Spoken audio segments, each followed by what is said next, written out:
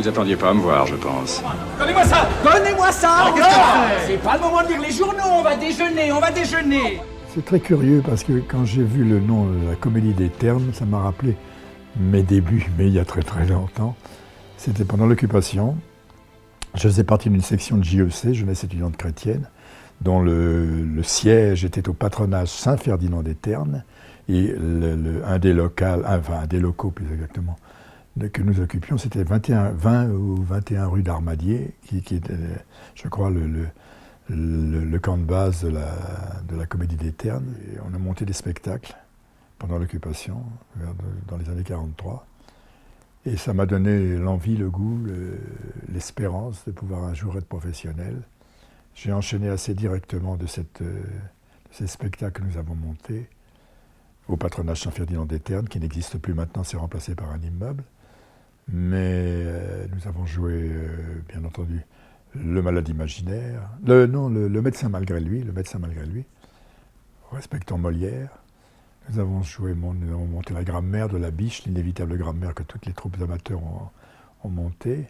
Ça a été, si vous voulez, le point de départ d'une carrière, parce que je me suis rendu compte que j'étais peut-être fait pour ça.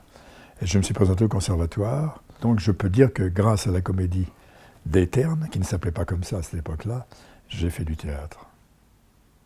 La première exigence d'un acteur, c'est de maîtriser le texte, d'avoir le souci d'apprendre le texte, mais alors sérieusement, avant de commencer à répéter.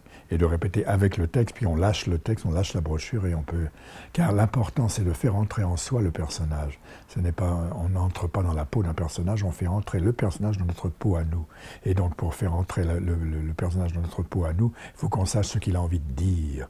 Et pour savoir ce qu'il a envie de dire, il faut apprendre le texte. Il n'y a pas d'autre solution.